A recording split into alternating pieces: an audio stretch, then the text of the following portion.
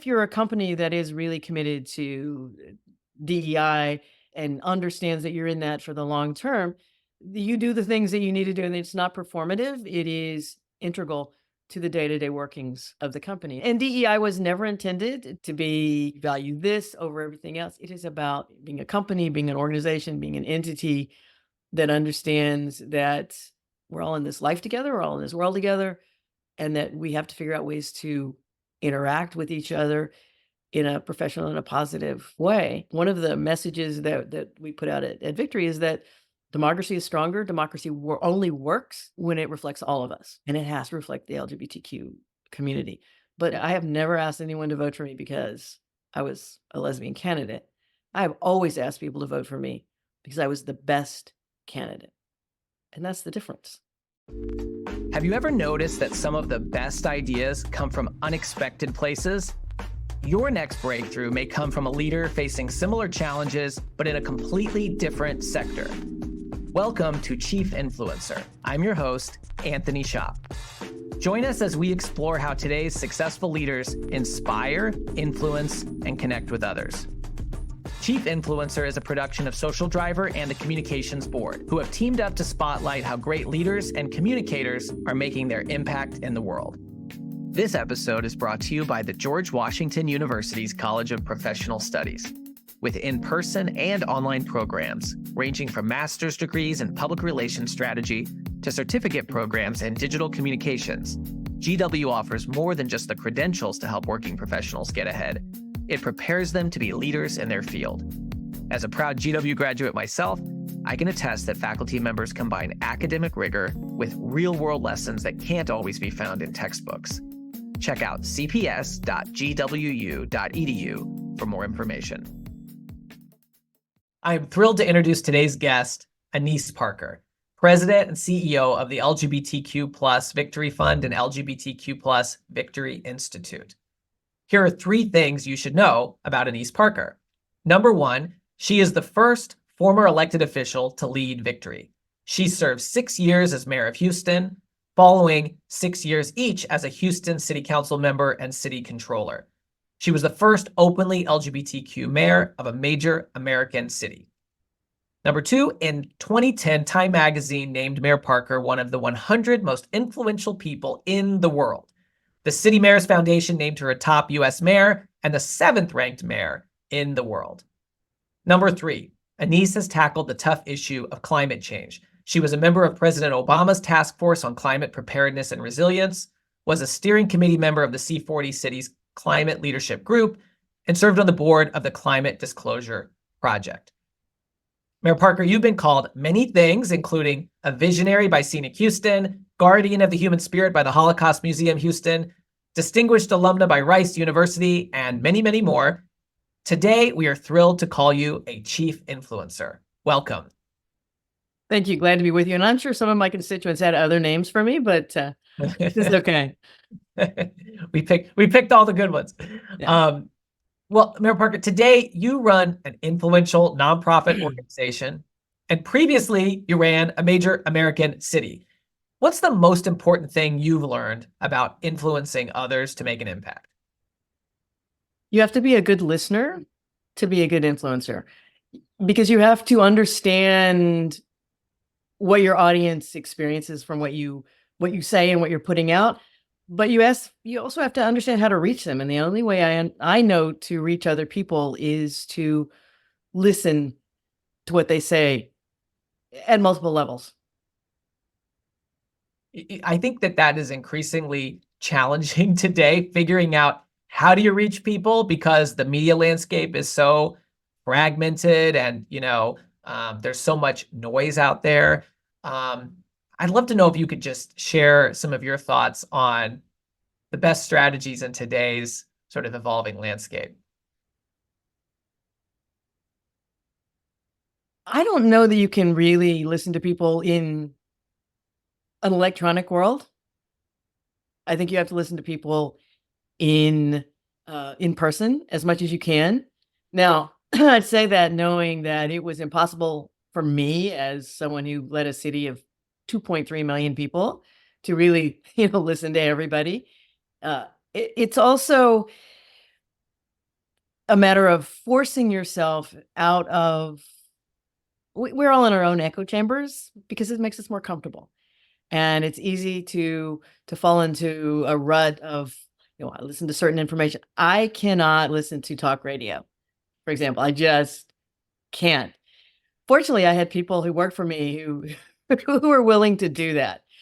But I also recognize that I have to strive to put myself into places where I hear other voices. I get new inputs. I challenge myself. And I think that's the other thing that's really hard for a lot of people is, uh, we, as I said, we're in our own echo chambers. We want to validate the opinions that we have. And for a lot of us, I think we've lost the will to really want to be challenged. Some of that is just, as we grow older, we get set in our ways. We're comfortable with our life and our opinions. But it's always good as human beings to be open to new experiences and new ideas. It's just I wish I had a facile answer for how we do that. It's more about, we have to push ourselves to be prepared to do it and to look for opportunities for more engagement. When you were mayor of Houston, I mean, you mentioned you had 2.3 million people in who you represented, and you were noted for ways that you got out of that echo chamber, out of the office, and connected with the public. And I wonder if you could talk about some of those things that you did and how effective you found that in terms of getting a finger on the pulse of what was going on. Every month I did an active engagement to listen. And one month it would be a teletown hall, old school. We'd do phone calls out in a recorded session. The next month it would be a web chat. We broadcast it as widely as possible, and I would take questions in real time over the internet. I would do 3 minutes with the mayor, where I would go to a library. We would announce it through the community, and I would sit there. We would book 2 hours, and it usually took me at least 3 to get through it. But just anybody who wanted to come in and sign up, you get 3 minutes to tell me their problems, to ask questions, anything they wanted. And then I would also do something I called market walks, where we'd go to a strip mall or a strip center and just go in all the stores. I talked to the sales clerks. I talked to people randomly shop. I would accost people shopping who just wanted me to go away. I will tell you a secret. Barbershops were gold. Barbershops were absolutely gold. The guys would love to have me come in. Beauty shops, not so much. The women are like, no. You just need to go away. Because I also had my security detail with me when I would do all of this. But in all of that effort to just hear new voices and to make sure that I got out of the City Hall bubble, I touched a fraction of the people. It was valuable because it was people I would not have heard of and from in any other way. And it gave me important insights, but I did not delude myself that I was really, really talking to all of Houston. I also, on a monthly basis, one Sunday each month, I went to a different megachurch in Houston, always with an invitation, and stayed for the entire service and engaged with the congregation afterwards.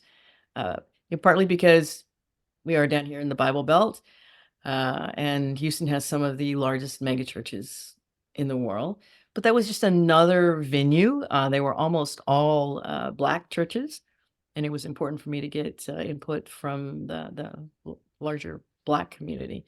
So multiple ways, but putting myself in situations where I was out of my comfort zone and trying to put myself in communities, in neighborhoods where, again, someone could say, hey, I really have a problem with this abandoned building that's around the corner. It's a crack house. We need to do something. And they could in real time point me to where it was, and I could make notes and I could actually do something about it, which was really valuable to me too. Yeah. And there's a ripple effect too, because I'd be in a neighborhood. Actually, I used to do this a lot when I was campaigning. It's sort of a guilty secret. Houston's 640 square miles too. It's a big, sprawling city, and I preach field when I help candidates run these days. I didn't do a whole lot of field because Houston's so big, but we would go to we pick a precinct in the middle of other precincts, and I would go and I would work it hard and I would knock on the doors and I would talk to everybody. And then we would leaflet around the surrounding precincts saying, "Hey, the mayor was there, or the candidate was talking to one of your neighbors." It's that just knowing that someone's willing to come to you Mm. is important. Yeah, when you say listening is such an important tool, some people, the way they listen, might be really narrow. And giving those examples of how you're going to people, and that's one type. You probably learn different things when people come to you versus when you go to them, right? One of the first things that any politician needs to understand is almost every governing body, certainly at the local level, all governing bodies have public session. Happy people do not come to a public session to tell you they are happy. They are home being happy. Only the angry, upset people show up at a public meeting to talk about something. And it's really easy to get sucked into the idea that those are the dominant voices out there because they show up over and over again. And if you don't take yourself away from the chamber, from the places where, again, only the only the angry people show up, you don't know what the real sense of the community is. And it's the loudest voices often do get the most attention. So you have to figure out how to dial that down. Yeah. Now, kind of switching gears to what you do now.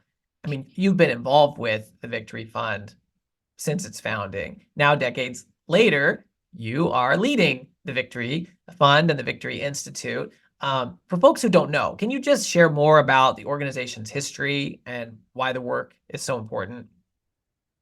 Victory is 33 years old, and it was founded with a singular mission, and that mission hasn't changed. And that is to put LGBT leaders into public office. At the beginning, it was solely about endorsing LGBT candidates, and they were few and far between. I will tell you.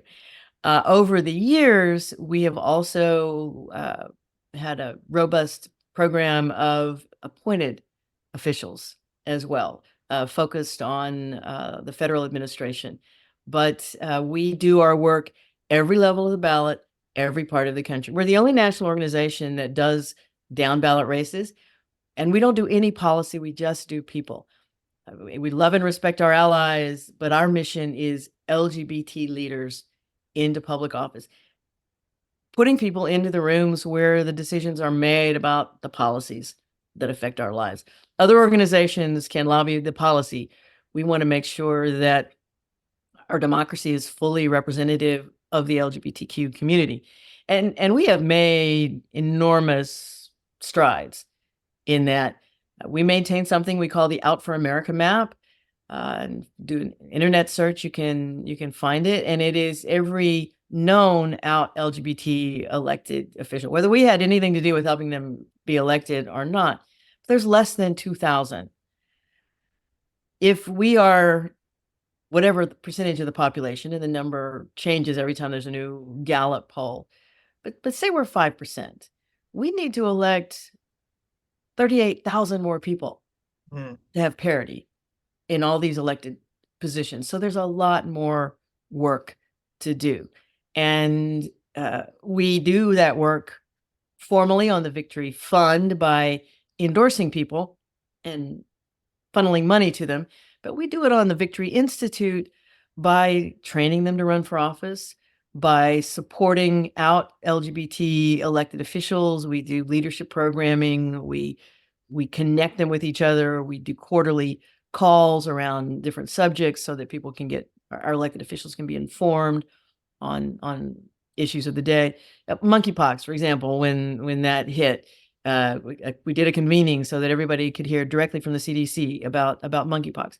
All sorts of things to make sure that LGBT leaders are in office and are prepared to hold office and do the best they can for their constituents. And we work across political divides. We're nonpartisan. We just believe that democracy is stronger when everyone's represented, and particularly when the LGBTQ plus community is under attack at so many levels and in so many venues. We have to be in those chambers. Yeah, 100%. A lot of times you hear that phrase, if you're not at the table, you're on the menu. Yeah, I prefer that if people aren't speaking with you, they're talking about you. Mhm. And I want to be in the room where they have to speak with me Yeah. or listen to me When to you look follow at, the theme. So yeah, absolutely. Well, when I mean, you mentioned when the early days of Victory, there weren't that many candidates out there to endorse, right? And now you have in 2,000. 2022, we had 504.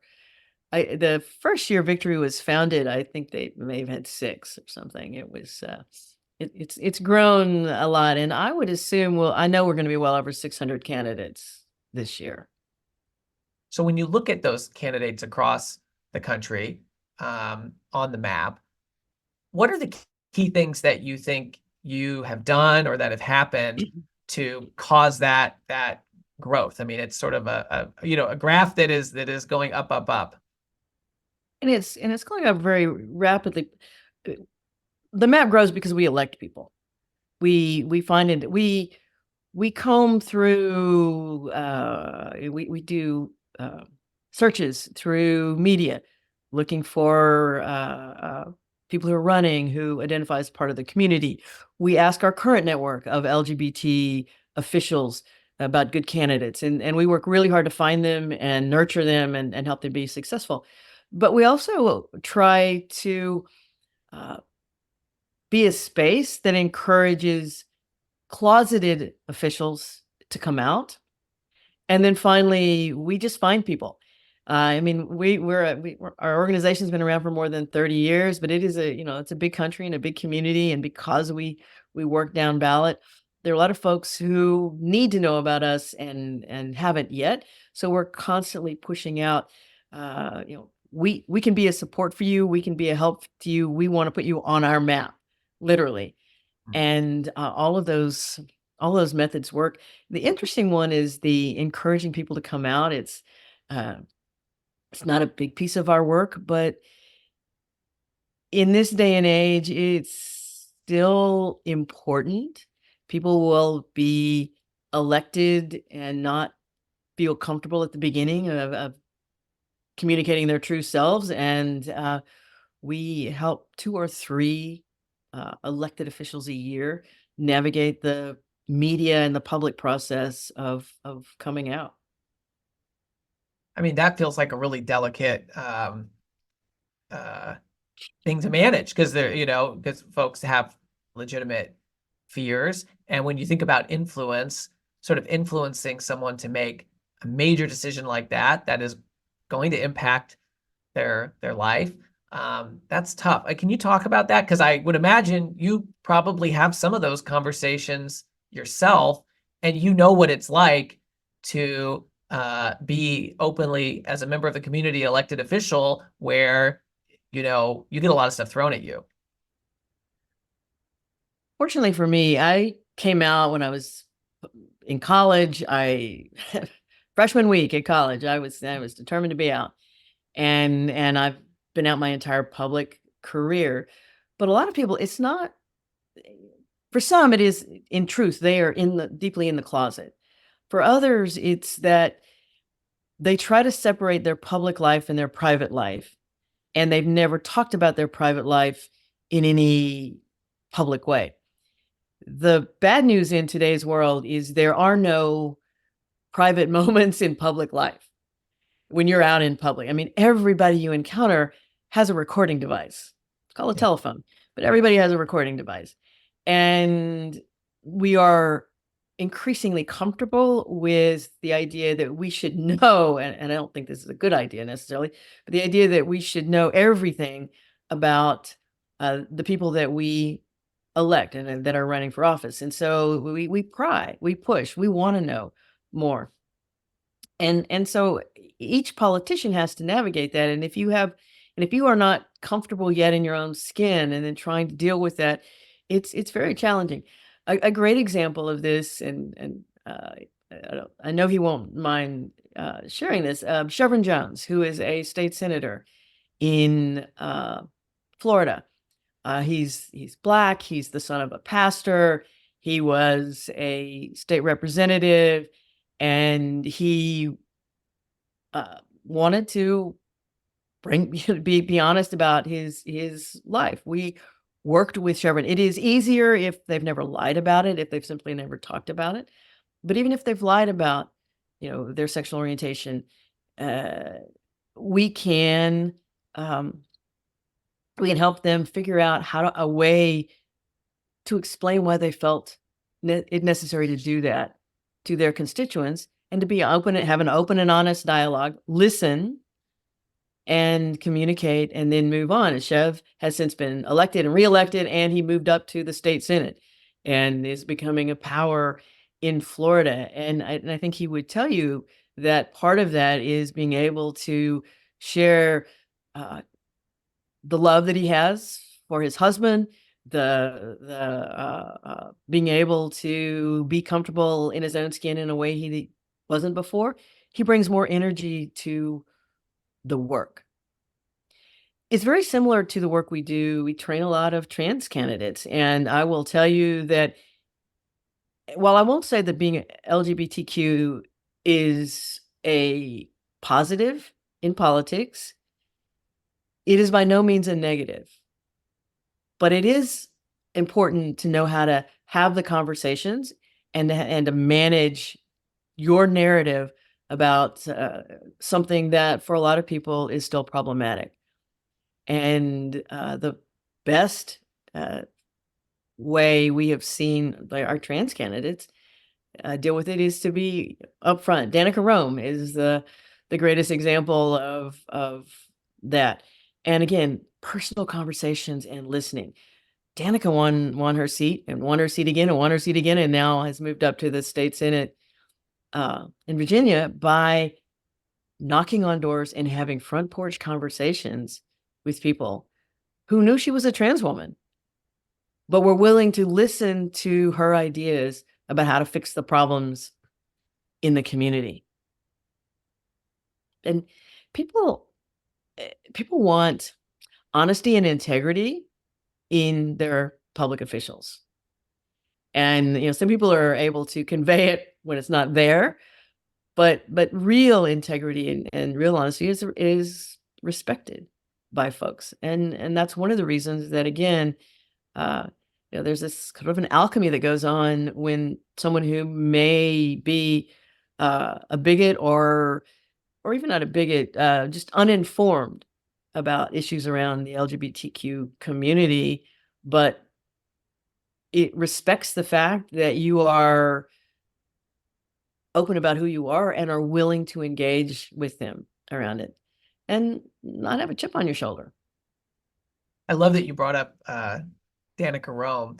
We interviewed her and featured her as a chief influencer last year, and obviously Victory's endorsement of her and support of her has just been such an important part of her journey. She talked a little bit about owning her own story and this sort of environment that you mentioned, right? There aren't really private moments when you're a public official anymore. And I think all leaders are experiencing that, whether they're an elected official, appointed official, or just somebody who runs a company or a nonprofit. That gray area between your personal brand and your professional brand has become so much more blurry. And people who, whether it's your team or whether it's the public, they want to get to know people personally to build trust. Trust is such an important thing that we're all looking for. And I wonder if you could sort of talk about your own experience with that, because, I know that, like you said, you were already out openly before you were ever elected to office, but then being in office, you certainly attracted some, folks who had, opinions and views that probably made it a little bit difficult for you to do your job. And I just wonder if you could talk about how you manage that and advice that you might have for other leaders who recognize they need to sort of maybe share their own personal story, whatever that may be, but at the same time, they're kind of worried about having to deal with that. Uh, It is almost impossible, I think, today to have a separate private life and a public life for a public official.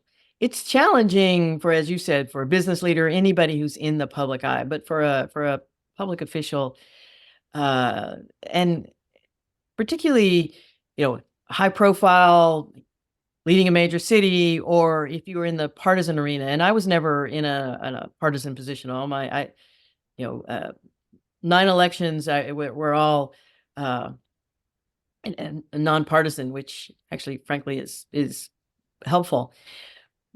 But having a public persona that is as close as possible to the private person is important, not just for the fact that somebody's watching you all the time.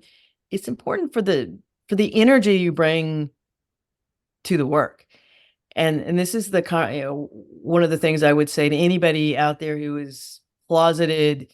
And again, everybody has to come to terms with their life in their own way. And we do not out people at all at Victory, but that there's a certain amount of energy that is involved in maintaining a facade. And when you can get through that, you can bring more of yourself to the work.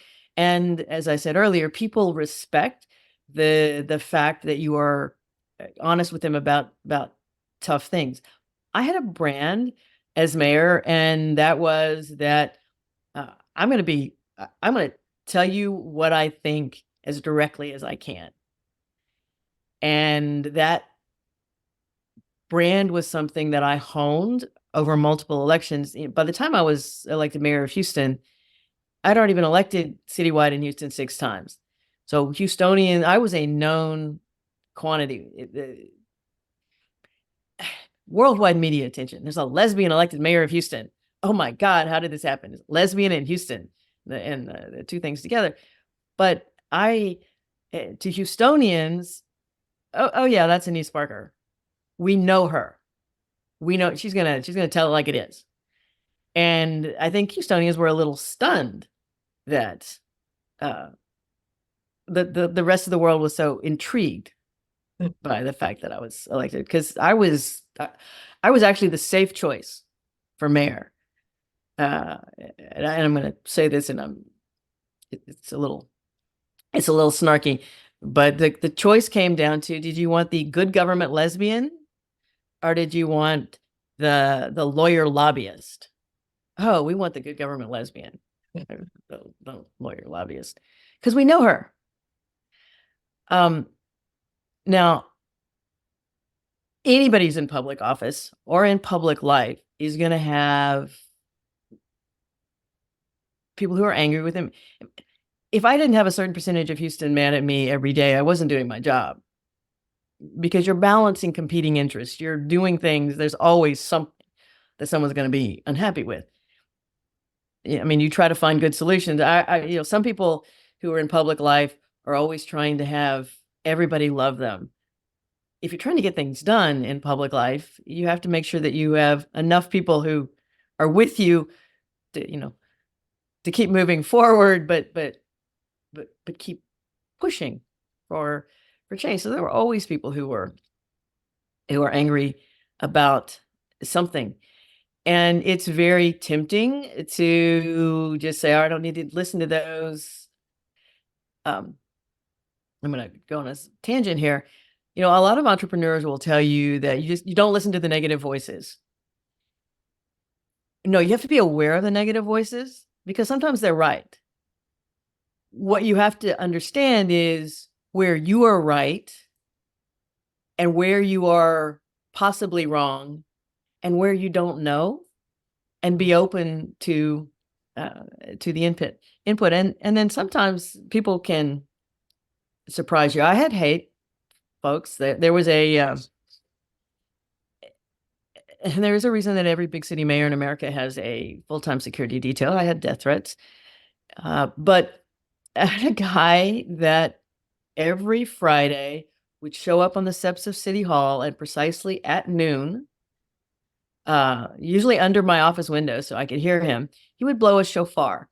That's the long ram's horn. It's a very haunting sound. He would blow the shofar and he would call on God to strike me dead.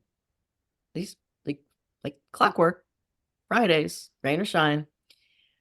One of my 3 minutes with the mayors days, I was out in a library, and the guy showed up and signed in to talk to me. He actually had his shofar under his arm. The security detail made them leave it outside because they were afraid he was gonna like attack me with it. But he had his son with him, and he signed up. He actually had a constituent concern that he wanted to raise, and even though clearly found my sexual orientation and my so-called lifestyle offensive, he also recognized that I was the mayor. And it was interesting. He wanted his son to feel comfortable approaching public officials and asking questions. So here's his son. I was a little shocked because I mean, he considered me, the things he said when he was blowing his shofar and asking God to curse me were pretty rude, but that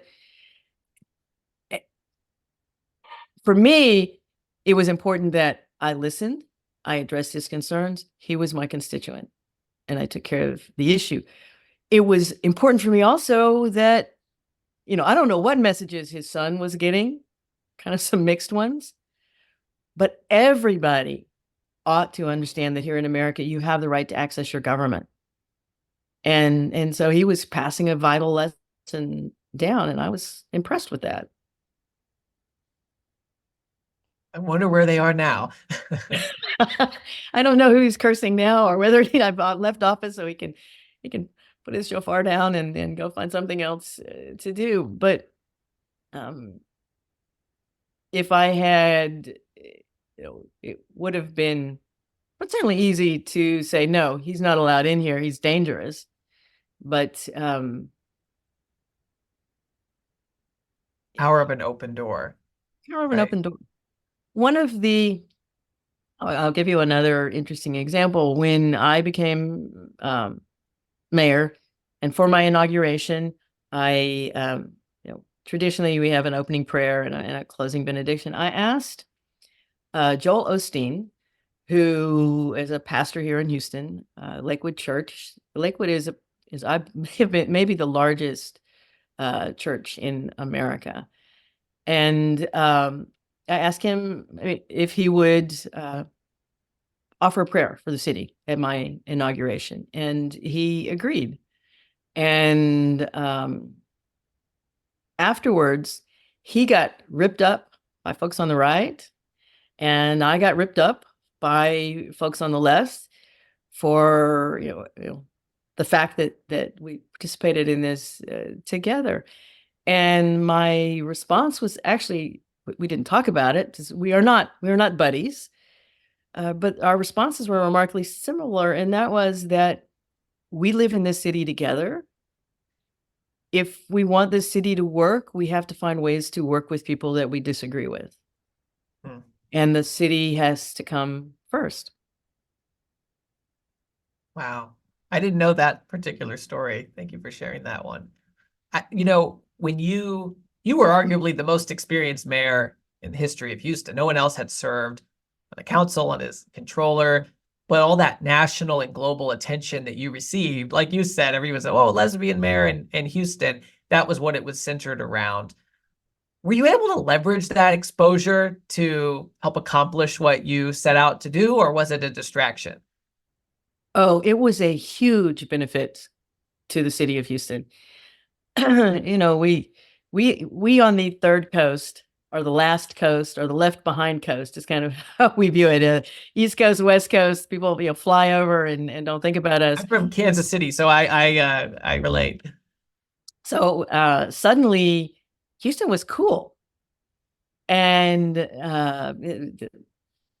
national media paying a lot of it. How did this happen in Houston?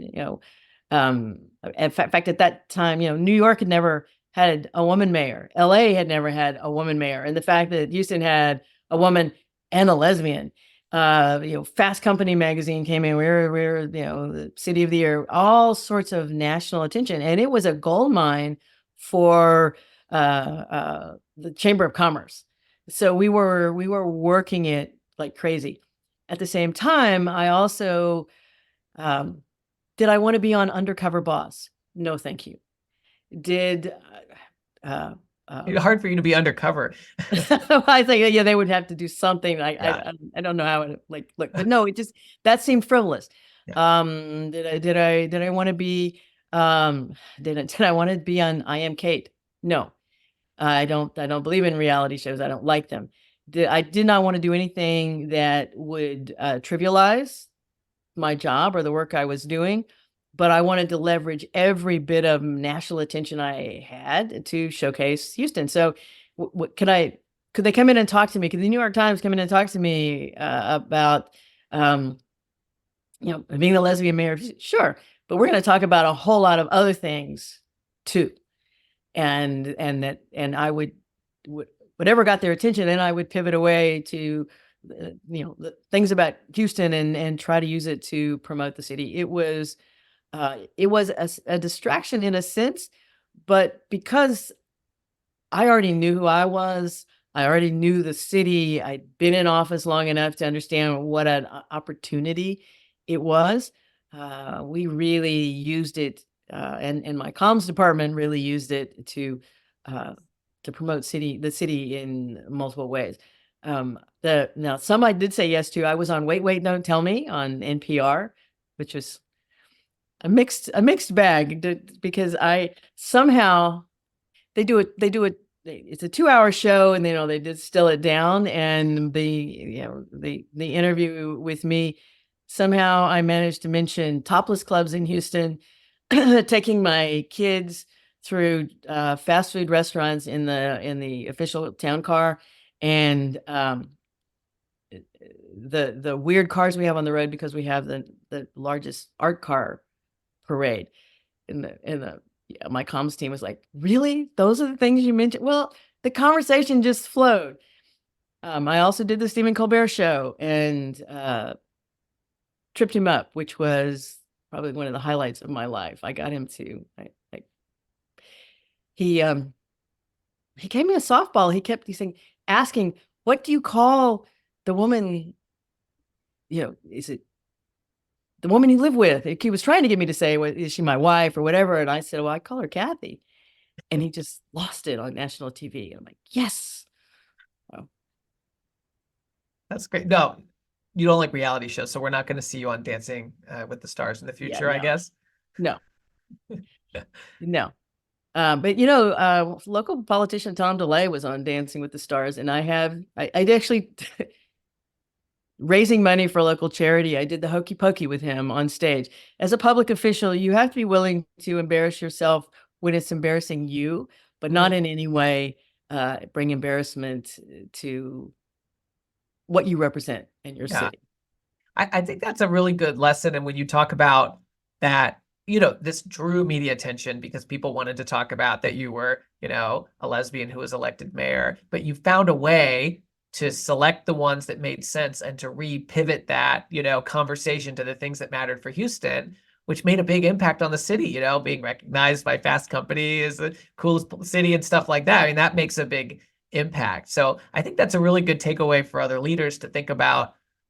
How do you take those opportunities that come your way and figure out which ones you say no to and which ones you reorient toward achieving your goals? Yeah. And it's not always easy. And my wife, we are necessarily both very much out of the closet. She jokes that we're not out of the closet, we live on the front lawn. But even so, I'm actually a pretty private person, and I sort of that same attitude is this good for me? Is this good for the city? Is this something that would be overall positive? And sometimes it's a judgment call. Sometimes you get it wrong. But sort of, but going back to the theme of listening, also it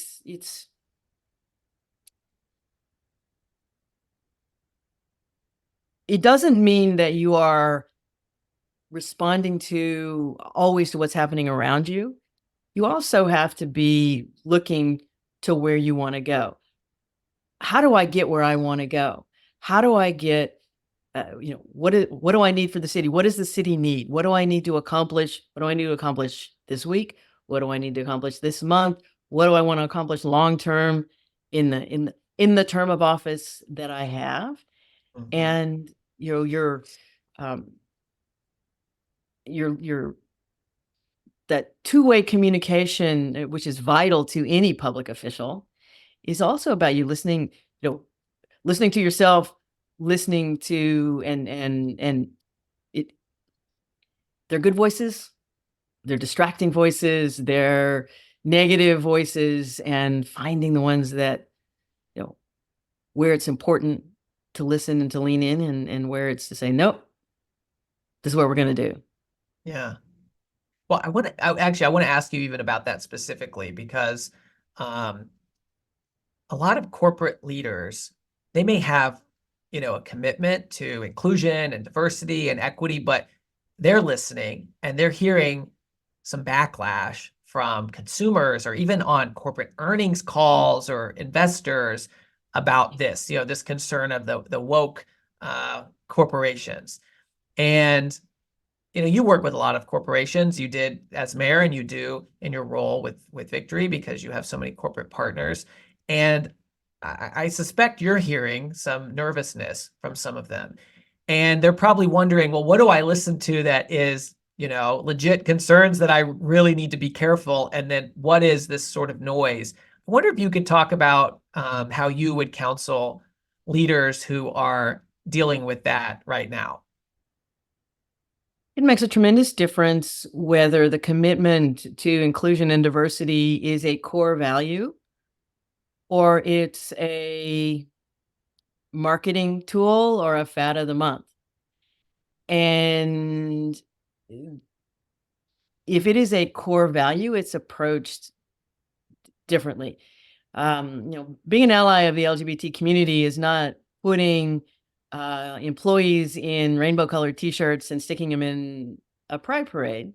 It's making sure that you have mechanisms to support your LGBT employees on a day-to-day basis, and that you invest in ways that support that commitment.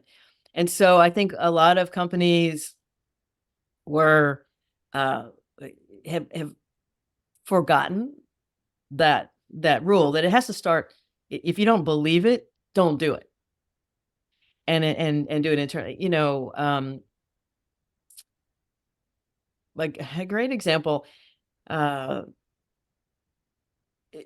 it's also what happens when Target, and Target is a supporter of Victories, and they're a good company. So what should they do when they put out pride gear in their stores and then they get attacked? Well, I would suggest that they needed to have thought through what could be the response to this and have that response in place beforehand instead of reacting in the moment. A Bud Light with the suddenly the boycott and I can't think of the name of the influencer at the moment. Mulvaney. Mulvaney, yeah. Mulvaney. That was a marketing effort, and it wasn't about DEI. It was about targeting a certain segment of the market. So these are we tend to put all of these things together as if they're one thing, and they're not. And so the answer is, if you're thinking if you're putting out a marketing push, you need to do your homework. If you are trying to target, provide goods for people who want those goods and are willing to pay for them, you need to thoughtfully think about what the response is, because there may be a negative to that. And then if you're a company that is really committed to DEI and understands that you're in that for the long term, you do the things that you need to do, and it's not performative. It is integral to the day-to-day workings of the company. And I think we tend to conflate all of that. And there is definitely a formal and targeted right-wing push to push back on DEI. And DEI was never intended to be, we always hire the minority, or we value this over everything else. It is about being a company, being an organization, being an entity that understands that we're all in this life together, we're all in this world together, and that we have to figure out ways to interact with each other in a professional and a positive way. One of the messages that we put out at Victory is that democracy is stronger. Democracy only works when it reflects all of us. Mm. And it has to reflect the LGBTQ community, but not I have never asked anyone to vote for me because I was a lesbian candidate. I've always asked people to vote for me because I was the best candidate. And that's the difference. Absolutely. I want to ask, kind of as our closing question, you've had quite a career, and I wonder, what do you know now that you wish you knew when you were first running for office? Well, first, let me say that even though I had 9 successful citywide races in Houston, I actually lost my first 2 races. Oh, wow. And I ran for city council in Houston in 1991, the year Victory was founded. I was not an endorsed candidate. They weren't quite ready. And they shouldn't have endorsed me because I was going to lose.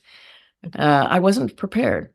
And the second time I ran was in 1995. It was a special election, 6-week campaign.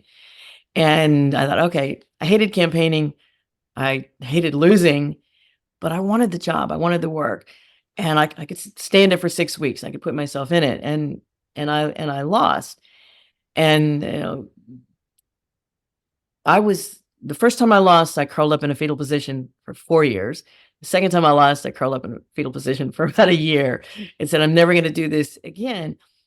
But I realized that, I wasn't running because I needed to be in office. I was running because I wanted to work on things.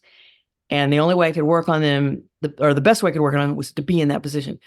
So I realized that I needed to listen to my inner voice, but I also needed to figure out what I needed to do to be a better candidate. So, I wish at the beginning that I hadn't had to go through those 2 painful lessons. But what those lessons taught me was that you can, whatever job it is, you have to train yourself and prepare yourself and do what is necessary to be successful in that job. And I didn't do that. For the first 2 times I was a candidate, I didn't do the things necessary to make myself a good candidate. And I really wasn't prepared had I won the job. By the time I did run and win, I had to change a lot of things about me as a candidate. I had to learn how to be a better candidate. I had to learn to listen better. But the other lesson I learned is that if you really want something, you get up as many times and you fight for it as you have to get it. I think it's so often lost in a successful person's story when they lost, when they failed at something. And obviously you build on those failures, and in the story it ends up becoming, but so many people know that you were elected mayor and that you served so long before, but I bet a lot of them don't know that you lost those 2 races. And when I hear that, I think, oh my gosh, to do it the 3rd time, that really takes some Doing it grit. the 3rd time and doing it the same way would not have worked. Right. I had to, the 2 races were fundamentally different from each other, but by the 3rd time I ran, I was different. Mm. I made myself into a better candidate. I learned what I needed to do. The same kind of training that we do at Victory for our candidates every year, or with our candidate campaign trainings. We will teach you the tools of campaigning, but you have to use those tools. And, and by the time, as we said, by the time I became mayor, I was the most experienced, arguably the most experienced mayor ever. That was, it made me a better mayor because I had spent time in those other positions and I had a different view of the city, but also because that knocked me down. It took me a while. Most people who lose a political race stop. Some people lose a political race and run over and over and over again, but don't change anything. I had to stop and say, no, I'm not gonna, this is what I want. What do I have to do to achieve the goal? And the education, the training, the whatever it is, if you really want it, you're gonna do it. Well, what a great story. And I know that it inspires so many others who have now been through the trainings that you offer through Victory, through the Institute. And look at that. Hundreds, now up to 2,000 folks across the country. So many of them have been through your trainings or benefited from your resources. So you certainly have made a big impact. Thank you. Thank you so much for spending time with us today and sharing your story, Mayor Parker. Very inspiring. And I think that great reminder to everybody about listening. And it's how you listen to other people, because it's not just one way. Showing up in person is an important piece of the equation. Doing it when it's hard and you don't necessarily want to talk to those folks who are literally outside your window wishing you death. That's a pretty crazy story. And then also listening to yourself and that inner voice. And I think it's just so powerful to hear that you lost those first 2 races and you had to have the grit to get up and do it again, but you had to do it differently. You had to show up in a different way. It wasn't just, you couldn't quit, but you also just couldn't do the same thing on repeat. So some really amazing lessons that we took away. And we're just can I say, my wife and I have been together 33 years. We just had our 33rd anniversary. And one of the things that we learned very early on to say was, it's not just you were right. It was you were right and I was wrong. Mm-hmm. and sometimes, it's good for relationships. It's good for life. And if you're wrong, do it differently the next time. Yeah. Oh, that second part is hard to say sometimes, but you're right. It makes a big difference. Mm-hmm. Mayor Parker, thank you so much for being with us, and congratulations on adding Chief Influencer to a list of many, many wonderful accolades. We're really proud to have you on here. Thank you. Thank you for joining us for another episode of Chief Influencer, a production of Social Driver and the Communications Board. If you know a leader who should be featured as a Chief Influencer, please nominate them at chiefinfluencer.org. For show notes and more, visit us at chiefinfluencer.org or follow Chief Influencer on LinkedIn. Until next time,